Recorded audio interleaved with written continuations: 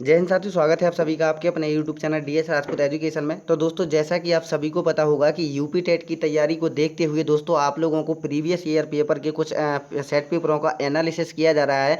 तो दोस्तों, अगर आपको यूपी टेट का एग्जाम्स देना है आने वाले समय में तो दोस्तों आप लोग इस वीडियो को जरूर देखिएगा और शुरू से अंत तक देखिएगा। कोशिश आप लोग ये करना कि अगर आपको यूपी टेट क्वालिफाई करना है तो दोस्तों हर एक क्वेश्चन का आंसर देते चलिएगा। और आपको बता दें, अगर आपने वो यूपी टेट क्वालिफाई करना है तो आप लोग सबसे पहले क्या काम करना होगा आपको कि प्रीवियस ईयर पेपर जितने भी प्रीवियस में आपके एग्जाम्स हो चुके हैं, तो जैसा कि आप सभी को पता होगा कि 2011 से यूपी टेट का एग्जाम्स कराया जा रहा है। तो 2011 से लेकर के 21-22 तक के सारे प्रीवियस ईयर पेपर के सेट पेपर को सॉल्व करना होगा। इसके बाद आपको पता चल जाएगा कि किस प्रकार से क्वेश्चन पूछे जाते हैं और किस प्रकार से आपको तैयारी करनी होती है। तो उसी को देखते हुए आपको कुछ प्रीवियस ईयर पेपर के सॉल्यूशन कराया जा रहा है, एनालिसिस कराया जा रहा है। तो आपको कल जो सेट पेपर प्रोवाइड कराया गया था वो बाल विकास का प्रोवाइड कराया गया था, जो कि 2011 का सेट पेपर था। ठीक है, आज आपको हिंदी का सेट पेपर प्रोवाइड कराया जा रहा है, तो जिसमें केवल और केवल एक ही बंदे ने पार्टिसिपेट किया है और उस क्वेश्चन के आंसर भी कमेंट किए हैं। वो उनका नाम जो है हमारे भाई का विजय सिंह है। ठीक है, उनने सारे के सारे क्वेश्चनों के आंसर भी कमेंट किए हैं। तो आशा करेंगे कि आप लोग सभी जो भी इस वीडियो को देखें वो हर एक क्वेश्चन का आंसर भी कमेंट बॉक्स में करता चले, क्योंकि आपको भी एग्जाम्स को क्वालिफाई करना है। तो चलते हैं, स्टार्ट करते हैं, आपका समय जाया न जाए इसलिए अपन लोग डायरेक्ट क्वेश्चन देखते हैं। तो दोस्तों, कैसा आया था 2011 में, यहाँ पर पहला निर्देश दिया है, नीचे लिखे नीचे कुछ शब्द दिए गए हैं, प्रत्येक शब्द में प्रत्यय आपको जो विकल्प है उसका छांटना है। ठीक है, तो जैसे कि पहले क्वेश्चन में आपको दिया गया है घुमक्कड़, तो घुमक्कड़ में आपको प्रत्यय बताना है। तो घुमक्कड़ में प्रत्यय का क्या आएगा, तो प्रत्यय आप लोग समझिएगा। प्रत्यय कहाँ पर लगता है दोस्तों, प्रत्यय जो लगता है वो लास्ट में लगता है। ठीक है, उपसर्ग आपका आगे आता है और प्रत्यय आपका जो लगता है वो लास्ट में लगता है। तो घुमक्कड़ शब्द में जो प्रत्यय होगा, घुमक्कड़, अक्कड़ लास्ट में आ रहा है ना, तो आपका राइट आंसर क्या हो जाएगा, अक्कड़। ठीक है, तो आपका दूसरा विकल्प जो है बिल्कुल सही आंसर हो जाएगा। इसके बाद आ जाएगा आपका डिबिया। तो डिबिया में कौन सा प्रत्यय लगेगा, डिबिया। ठीक है, तो डिबिया जैसे ही आप लोग बोलेंगे डिबिया, तो ई और या आ रहा है ना लास्ट में, तो आपका यही ऑप्शन, पहला वाला ऑप्शन सही आंसर हो जाएगा। तो आशा करेंगे कि आप लोग हर एक क्वेश्चन का आंसर कमेंट बॉक्स में जरूर बताते चलेंगे। अब आपके सामने है भिक्षुक। तो भिक्षुक में आपका कौन सा प्रत्यय आएगा, जल्दी से कमेंट करके बताइएगा।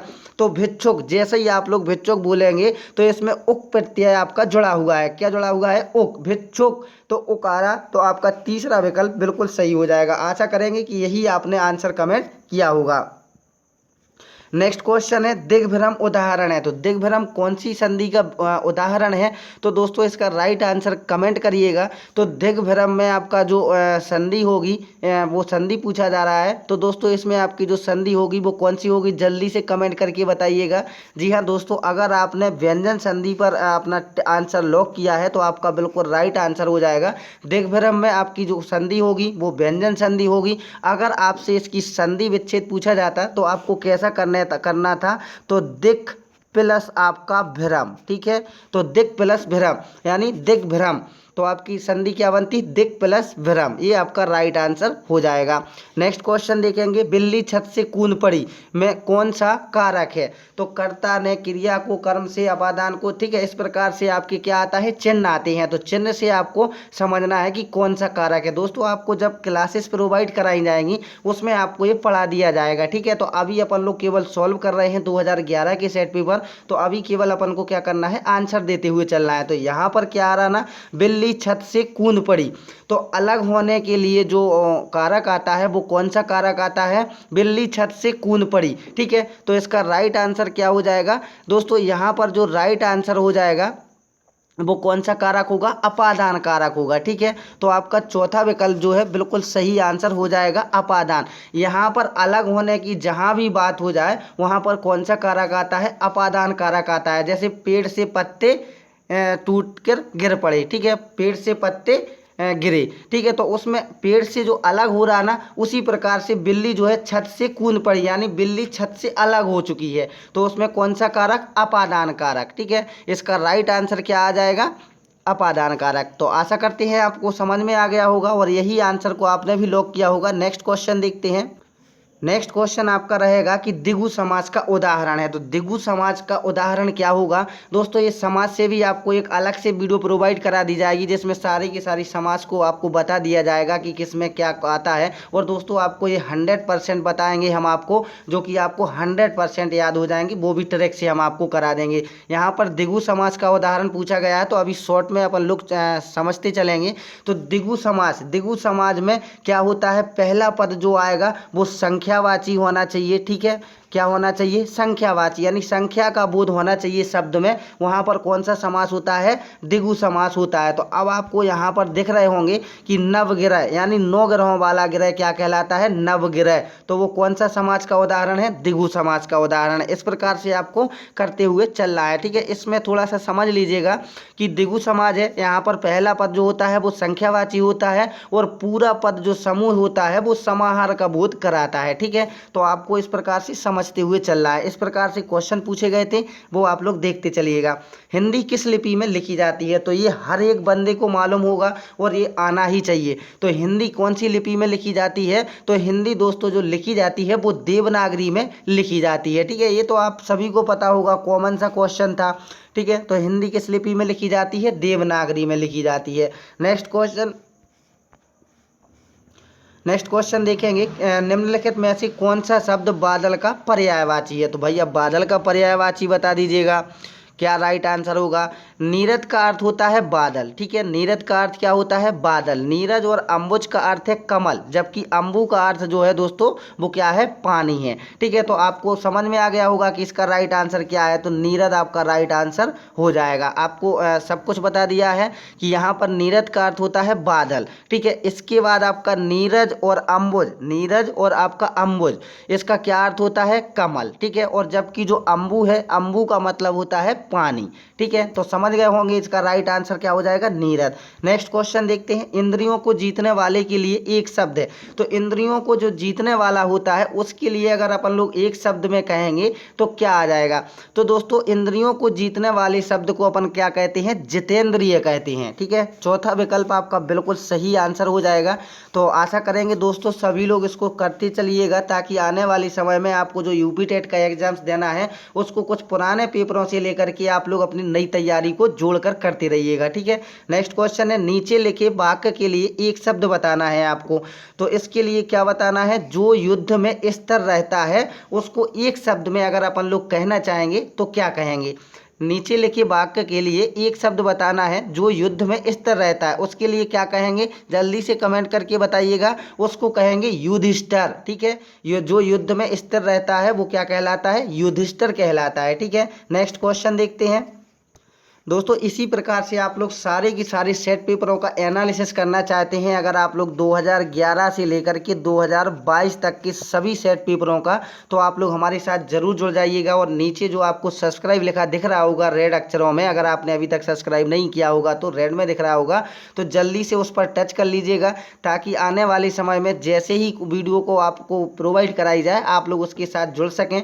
और अपनी जो यूपी टेट की तैयारी है, अगर आपने कई बार एग्जाम्स दे लिया है, क्रैक नहीं हुआ है, तो दोस्तों वादा करते हैं आपका एग्जाम्स भी क्रैक होगा, अच्छे से होगा। ठीक है, और बुरे से भी होगा, आपका एग्जाम्स क्रैक होगा, 100% होगा। तो यार जल्दी से चैनल को सब्सक्राइब कर लेना, और साथ में जो बेल आइकन की घंटी आती है उसको ऑल पर टच आप लोग जरूर कर लेना। और हो सके तो इस वीडियो को अधिक से अधिक शेयर करना, ताकि हर एक भाई बहन तक इस वीडियो को पहुंचाना आपका कर्तव्य बनता है, और सभी के लिए पहुंचे ताकि कुछ सीख सकें। और इसी प्रकार से आपको सभी पेपरों का एनालिसिस भी कराया जाएगा। अब नेक्स्ट क्वेश्चन है आपका कि सेब कहते हैं, सेब किसको कहते हैं भाई बताइएगा, सेब किसको कहते हैं। सेब का अर्थ होता है सेब, सेब का अर्थ क्या होता है, सेब। यहाँ पर सेब लिखा हुआ है, तो सेब का अर्थ होता है शिव, यानी उपासना करता है। ठीक है, शिव की जो उपासना करता है वो क्या कहलाता है, सेब कहलाता है, जो शिव की उपासना करता है। तो क्या राइट आंसर होगा, दूसरा विकल्प में आपको आंसर दिख गया होगा और आपने इसको लॉक कर दिया होगा। नेक्स्ट क्वेश्चन, सर्वनाम के कितने भेद होते हैं। भाई सर्वनाम के भेद तो आपको पता ही होंगे। तो सर्वनाम के कितने भेद होते हैं, सर्वनाम के 6 भेद होते हैं। कितने भेद होते हैं सर्वनाम के? 6 भेद होते हैं। अगर आपसे कोई पूछे कि भाई कौन कौन से होते हैं, तो पहला तो हो जाएगा आपका पुरुषवाचक, ठीक है, दूसरा हो जाएगा आपका निश्चयवाचक, तीसरा हो जाएगा अनिश्चयवाचक, चौथा हो जाएगा संबंधवाचक, और आपका पांचवा हो जाएगा प्रश्नवाचक, और आपका छठवां हो जाएगा निजवाचक। ठीक है, तो आप लोग चाहें तो इसको लिख सकते हैं, वरना आपको क्लास प्रोवाइड कराई जाएगी, उसमें आपको सारा का सारा बता दिया जाएगा। नेक्स्ट क्वेश्चन है, आकाश पाताल के बीच लगने वाला चिन्ह, ये जो चिन्ह दिख रहा है ना इस प्रकार से, ये क्या है भाई? चिन्हों के बारे में भी आपको पूछा जाता है, तो ये किसका चिन्ह है? तो दोस्तों इसको चिन्ह क्या कहते हैं? आकाश पाताल के बीच जो लगने वाला चिन्ह है इसको कहते हैं योजक चिन्ह की। ठीक है, योजक चिन्ह कौन सा है? योजक चिन्ह। और दोस्तों जहाँ पर भी इस प्रकार से जो चिन्ह लगता है योजक चिन्ह, इसमें कौन सा समास होता है? द्वंद्व समास के दोनों पदों के बीच में क्या लगता है? योजक चिन्ह लगाया जाता है। जैसे आकाश पाताल हुआ, माता पिता हुआ, तो जहाँ पर दोनों चीज़ें क्या हैं? प्रधान है, माता और पिता दोनों क्या है हमारे लिए? भगवान है। ठीक है, तो इसलिए दोनों के बीच में जो योजक चिन्ह लगाया जाता है, वो जो चिन्ह लगाया जाता है उसको क्या कहते हैं? योजक चिन्ह कहते हैं। समझ गए होंगे आप लोग। नेक्स्ट क्वेश्चन, आहा आप आ गए, वाक्य में आहा शब्द क्या है? ठीक है, तो आहा आप आ गए, आहा क्या है शब्द में? वाक्य में संज्ञा है, सर्वनाम है, अव्यय है या फिर विशेषण है? तो दोस्तों इसका जो राइट आंसर हो जाएगा आहा आप आ गए। यहाँ पर आहा जो है वो विषम्यादि बोधक है, यानी हर्ष सूचक अव्यय है। ठीक है, तो क्या है? अव्यय है। इसका राइट आंसर क्या हो जाएगा दोस्तों? अव्यय, यानी तीसरा विकल्प आपका बिल्कुल सही आंसर हो जाएगा। जब तक हम बताते हैं जब तक आप लोग कमेंट जरूर कर दिया करें क्वेश्चन का सही आंसर। नेक्स्ट क्वेश्चन, निम्नलिखित में पुल्लिंग शब्द कौन सा है? तो पुल्लिंग शब्द बताइए। नदी, पानी, इलायची और आपका प्यास, इनमें पुल्लिंग शब्द पूछा जा रहा है। तो पानी पुल्लिंग है और पानी बहता है, नदी बहती है, प्यास लगती है, इलायची छोटी है। इन तीनों वाक्यों से स्पष्ट होता है नदी, प्यास, इलायची ये क्या शब्द हैं? स्त्रीलिंग है। कौन कौन से? नदी, प्यास और आपका इलायची। लेकिन पानी क्या है? पानी बहता है। इस प्रकार से आप लोग थोड़ा सा कुछ उसको मेंटेनेंस करके देखिएगा तो आपको समझ में आ जाएगा। तो क्या है? पुल्लिंग शब्द पानी है। नेक्स्ट क्वेश्चन, पवन का संधि विच्छेद होगा, तो बताइए भाई पवन का संधि विच्छेद आप लोग जल्दी से। पवन का जो संधि विच्छेद होगा वो हो जाएगा आपका पो प्लस अन। ठीक है, पो प्लस अन, पवन। ठीक है, तो यहाँ पर आपको तीसरे विकल्प में दिख रहा होगा। अगर आपसे पूछ लिया जाए इसमें कि संधि कौन सी है, तो भाई इसमें संधि जो होगी आपकी वो कौन सी संधि होगी? या अयादि संधि हो जाएगी। ठीक है, नेक्स्ट क्वेश्चन, बाचाल कहते हैं, बाचाल किसको कहते हैं? तो दोस्तों बाचाल का जो अर्थ होता है जो बहुत बोलता है, जो बहुत बोलता है। ठीक है, बाचाल किसको कहते हैं? जो बहुत बोलता है। नेक्स्ट क्वेश्चन है आपका, श्याम धीरे धीरे चलता है। धीरे धीरे शब्द क्या है? तो श्याम धीरे धीरे चलता है, इसमें क्या है? धीरे धीरे शब्द क्या है? क्रिया, यानी चलना की रीति जो है विशेषता बतला रहा है। ठीक है, यहाँ पर कौन सी होगी? क्रिया विशेषण होगा। क्या करता है? चलता है, तो क्रिया भी कर रहा है और विशेषता भी बता रहा है। कैसे चलता है? धीरे धीरे, तो यहाँ पर क्या हो जाएगा? क्रिया विशेषण आपका हो जाएगा। ठीक है, नेक्स्ट क्वेश्चन, यह नई साड़ी है, वाक्य में नई शब्द क्या है? तो यह नई साड़ी है, तो क्या बता रहा है वो? साड़ी कैसी है? नई साड़ी है। तो यहाँ पर भी कौन सा आ जाएगा राइट आंसर? तो यहाँ पर विशेषण आ जाएगा। साड़ी की जो विशेषता बता रहा है नई, ठीक है, कि ये साड़ी कैसी है? नई है, तो यहाँ पर क्या आ जाएगा? विशेषण आ जाएगा। नेक्स्ट क्वेश्चन, नीचे दिए विकल्पों में से तत्सम शब्द का चयन कीजिए। आप लोग तत्सम शब्द का चयन करना है आपको, तो जल्दी से बता दीजिएगा। आम शब्द का तत्सम है जिसका शब्द होगा, ठीक है, आम। शाहीन विदेशी, दूध तद्भव तथा खिचड़ी जो है वो देशज है। अब आपको तत्सम बताना है, तो भाई तत्सम क्या होगा? आम शब्द तत्सम है। ठीक है, तो आप लोग समझ गए होंगे, आम्र। ठीक है, पहला विकल्प आपका बिल्कुल सही आंसर हो जाएगा। नेक्स्ट क्वेश्चन, मनोरथ का संधि विच्छेद बताइए भाई अब क्या होगा? मनोरथ का जो संधि विच्छेद होगा मनः प्लस रथ, क्या हो जाएगा? मनः प्लस रथ। ठीक है, तो मनः रथ यानी मनोरथ। तो आपका जो संधि विच्छेद होगा वो मनाहर प्लस रत होगा। अगर संधि पूछा जाए तो जहाँ पर भी आपको ये विसर्ग लगा दिख जाए वहाँ पर सीधा सीधा फंडा है कि वहाँ पर कौन सी संधि होगी भाई, विसर्ग संधि होगी। ठीक है, तो इतना आप लोग याद रखना। विद्यार्थी उदाहरण है विद्या प्लस अर्थी, विद्यार्थी बड़ी की मात्रा जहाँ पर भी आए वहाँ पर कौन सी संधि, जी हाँ सही आंसर आपका दीर्घ स्वर संधि होगी। ठीक है, बड़े में कौन सी मात्रा आती है, दीर्घ स्वर संधि की आती है। तो आपका राइट आंसर क्या हो जाएगा, चौथा विकल्प। नेक्स्ट क्वेश्चन, निम्नलिखित शब्दों में वर्तनी के अनुसार शुद्ध शब्द का चयन आपको करना है। यहाँ पर बताइएगा दोस्तों, आनुषंगिक आपको 4 प्रकार से लिखा दिख रहा होगा। तो यहाँ पर आनुषंगिक की जो सही वर्तनी होगी वो आपका आनुषंगिक जो पहला ऑप्शन में दिया है वो आपकी सही होगी। इसके बाद है अंताक्षरी, आपको लिखा हुआ है 4 प्रकार से। तो अंताक्षरी को क्या कहा जाता है, अंत्याक्षरी कहा जाता है। ठीक है, तो क्या कहा जाता है, अंत्याक्षरी। समझ गए होंगे आप लोग इसका राइट आंसर, जो कि आपको दिख रहा होगा दूसरे विकल्प में। ठीक है, अब नेक्स्ट क्वेश्चन देखते हैं। नेक्स्ट क्वेश्चन है आपका, यहाँ पर सुषमा आपको 4 प्रकार से दिया गया है। तो अब भाई आप लोग सुषमा भी बता दीजिएगा। तो आपको जो पहले ऑप्शन में लिखा दिख रहा होगा ये आपका सही लिखा हुआ है, शुद्ध वर्तनी है। अब यहाँ पर दिए गए विकल्पों में से तद्भव शब्द का चयन करना है। तो भाई तद्भव आप लोग छांटिएगा, जल्दी से बता दीजिएगा। और 56 का आंसर क्या हो जाएगा, तो मोह शब्द तद्भव है। ठीक है, इसका तत्सम है मुख। ठीक है, तो आपका राइट आंसर क्या हो जाएगा, जल्दी से बताइएगा। ठीक है, बताइएगा। तो इसका राइट आंसर हो जाएगा चौथा विकल्प, मोह। ठीक है, नेक्स्ट क्वेश्चन, निम्नलिखित में कौन सा शब्द सूर्य का पर्यायवाची नहीं है। तो सूर्य का पर्यायवाची कौन सा नहीं है, आप सभी को पता होगा इसका राइट आंसर। ठीक है, तो आपको केवल कमेंट करना है। यामिनी का जो अर्थ होता है वो क्या होता है, रात्रि। बाकी तीनों शब्द जो हैं वो सूर्य के हैं, जैसे कि दिनकर है, रवि है, अंशुमाली है, और जो यामिनी है वो रात का पर्यायवाची होता है। तो आपका सूर्य का पर्यायवाची जो नहीं होगा वो यामिनी नहीं होगा। अब यहाँ पर कुछ शब्द दिए गए हैं, उनमें प्रयुक्त उपसर्ग को चुनना है आपको।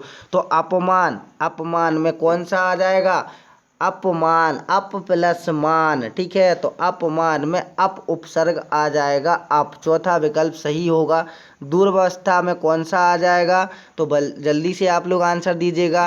तो दुर्व्यवस्था में दुर प्लस अवस्था, यानी दूसरा विकल्प बिल्कुल सही होगा। नेक्स्ट क्वेश्चन है पराजय, पराजय में पराजय। ठीक है, पराजय, तो आपका क्या आ जाएगा, परा आ जाएगा। तो यहाँ पर तीसरा विकल्प सही होगा। आई होप आपको दोस्तों ये वीडियो पसंद आई होगी। अगर आप लोग इसी प्रकार से और भी आगे के सेट पेपर देखना चाहते हैं, कल आपको संस्कृत या फिर इंग्लिश का सेट पेपर प्रोवाइड कराया जाएगा इसी समय। ठीक है, तो आप लोग अगर वो भी देखना चाहते हैं, कुछ पुराने सेट पेपर का एनालिसिस करना चाहते हैं इसी प्रकार से विथ सॉल्यूशन के साथ, तो ज़रूर चैनल के साथ जुड़ जाइएगा। और अगर आपको वीडियो पसंद आई हो तो वीडियो को लाइक, और चैनल को अभी तक आपने सब्सक्राइब नहीं किया है तो चैनल को सब्सक्राइब जरूर कर लीजिएगा। मिलते हैं दोस्तों नेक्स्ट वीडियो में, जब तक के लिए जय हिंद, जय भारत, वंदे मातरम। दोस्तों कैसा लगा सेट पेपर, कमेंट बॉक्स में जरूर बताइएगा।